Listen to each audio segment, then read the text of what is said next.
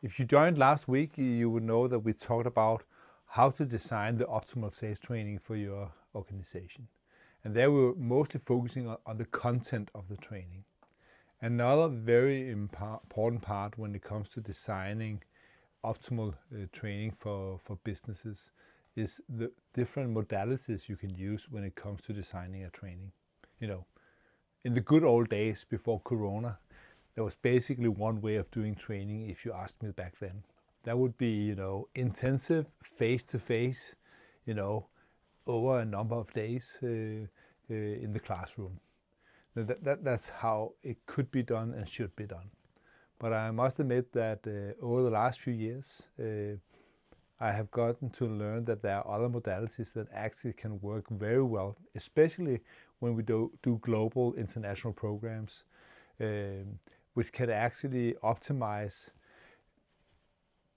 the return on investment on a total program. And today we will discuss how and when to use these different modalities to your advantage, so that you can end up with a program where you have applied what we call systemic blended learning. And that basically consists of three major components. The first one is what I would call on-the-job training. That's really what's happening every day as you and your salespeople are working with your customers. Then there's the actual face-to-face intensive trainings.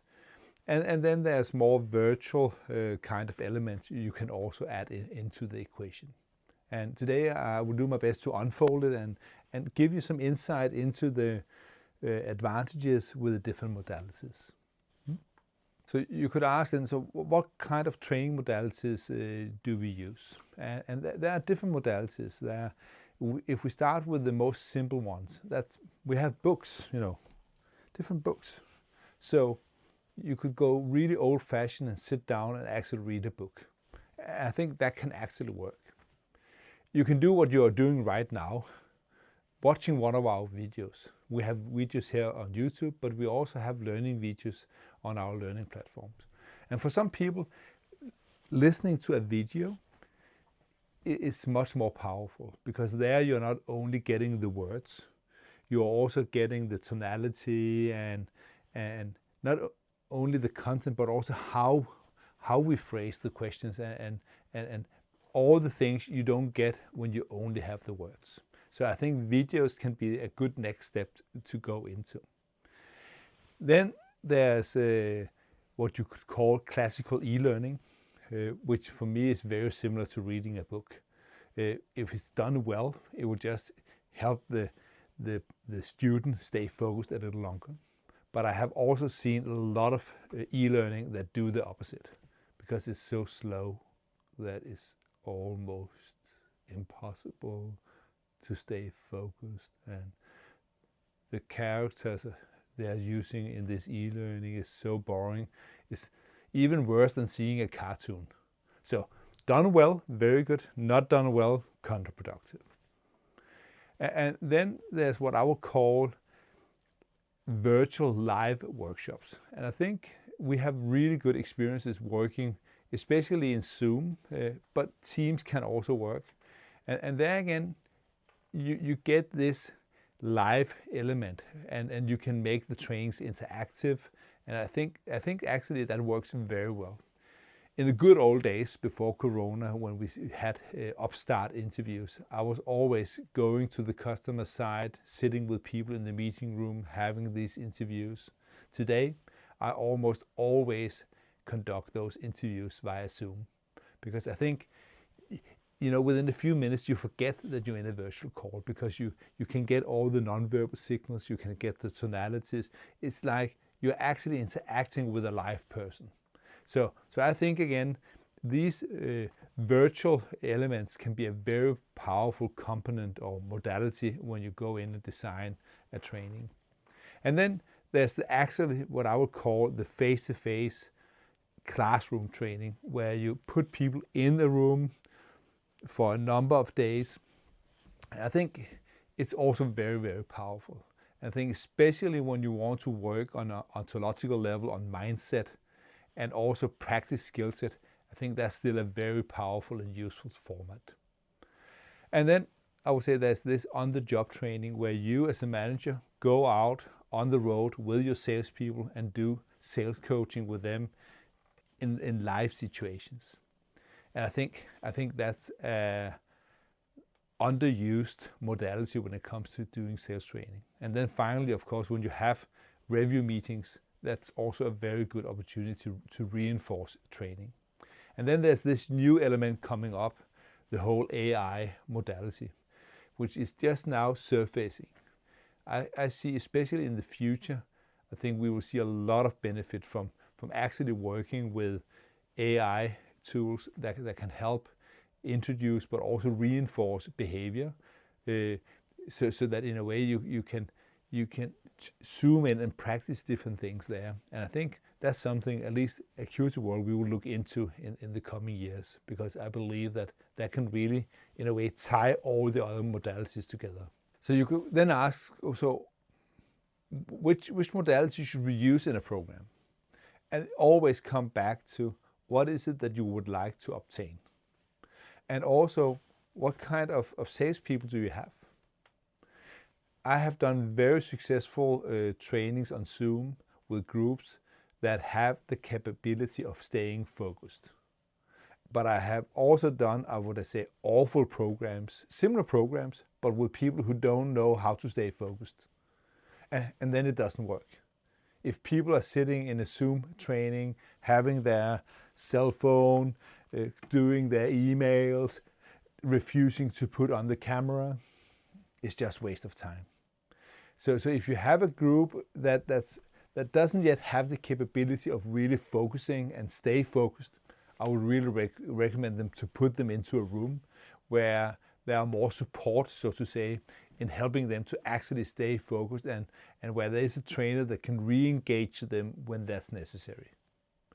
So again here, I would say that the optimal program is a program where you are basically using all modality at the right time and place in the program. So when we talk about doing training, we often talk about mindset, we talk about skill set, and we talk about knowledge. And again there, if we start with knowledge, I would say that of course you can pay trainers like us to share knowledge with your people. But I would say that when it comes down to knowledge, read the books, because I think that's the most effective and also most cost effective to actually get to the knowledge. You can also see videos if you want to get knowledge. If you want to have the skill set, there I think really having a face-to-face live training with a skillful instructor or a trainer can really pay off. Because sometimes people don't know what they don't know, and they don't know what they're actually doing. They think they ask an open question, but it's actually a closed question. And the more you can be with the person when they're actually doing the activity, the more effective feedback you can give, and feedback they actually learn from and not just get discouraged from. Because if the closer to the action you can give the feedback, the more impactful it will become. So training skills, I would strongly recommend that it's either live on Zoom or face-to-face.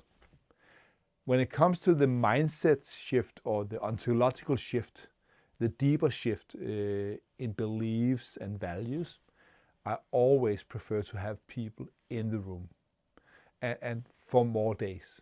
Because often when you want to make some of these deeper transformational work with people, you need, in my experience, 3 to 5 days to really get under their skin, and not just in a way discourage them and leave them broken, but leave them in this new, stronger place. And we see that in 5 days, we are able to really transform a group so that they can leave the training truly believing in something more useful than when they started with us. And I don't think you can do this as well from reading a book or doing a 2-hour Zoom call, because the impact, the intensity is simply not big enough to make that transition. Then you can say, so how do you make sure that all these different elements connects? And again, it's not that easy, because it's it's not something we can do as a provider by ourselves. It's something we have to do together with our clients and with the leadership team within those clients. Because again, the more you're able to connect all the dots, what you do with them in a pre-call session, what do you do with them in a review meeting, what do you do when you do a co-call, what do you do when you do product training, what is it that your marketing department are doing when they design their brochures and support material. I think all of these things have to be aligned to send the same congruent message to the salespeople. And I have seen organizations investing millions of dollars in training programs and not updating the marketing material. Not useful. But also, again, knowing and focusing on what impact the KPIs have on what you want to obtain is so crucial. Again, here is more than one times we have worked with organizations who really like the whole method in the satisfaction selling, but they stick to their old KPIs. And therefore, I would say that they are not getting the return on investment they could have gotten if they had the guts to also update their KPIs. So what you measure, you will get. And so be aware and be careful about how you select your KPIs. That can have a huge impact on how well and how sticky the training will become long-term in your organization. You have to understand that everything you do in the organization is a part of training. So every day when you do things, you are either reinforcing the mindset and behavior you want, or you're tearing it down. So as a manager, as a leader, it have to be in your consciousness, every second, every minute, every hour of the day.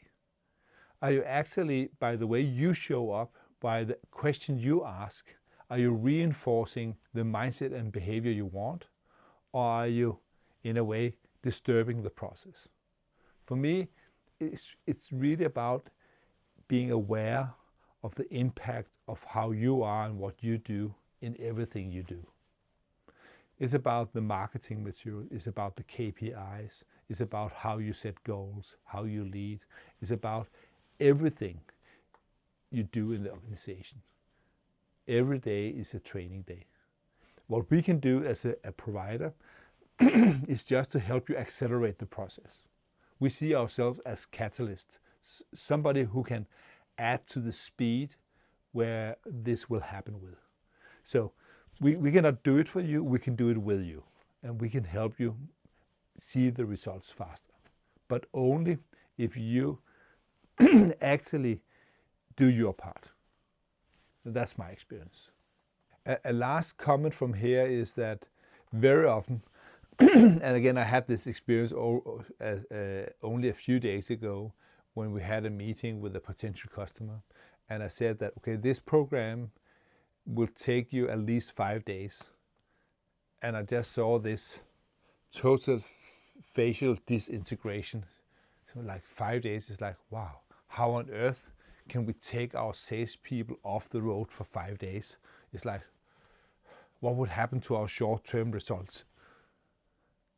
And I just approached her and said, wow, I can see that 5 days seems like a very unrealistic number of days to do training. But I'm sorry to say that if you really want to see transformation in your organization, that's what you're looking into. So digest it a little. And then another comment is that people say, wow, doing training is really, really, really expensive. But then I would ask, so what is more expensive? Is that to train or not train? And I would say that I was talking to a manager a few years back, and he said, sales training is like laundry. You have to do it every week. And I think there's some deep truth to that. So another way of thinking about this is that imagine that you run an organization with 500 salespeople. Good average salespeople. What would you prefer? To continue to do that at the level they are performing now, or select the 450 best salespeople and then spend the budget you are now saving on the 50 people you're no longer having in the organization, and then spend that amount on improving the 450. And I will promise you that if you take the salary and the expenses it normally costs you to have 50 salespeople in your organization and invest that in development of the 450, you will end up with a much better results. And for me personally, I'd rather have 450 sharp, high-producing salespeople than 500 average salespeople. It's all down to how you think about it. So think about that until we meet again next week, and I will be ready with some new inspiration.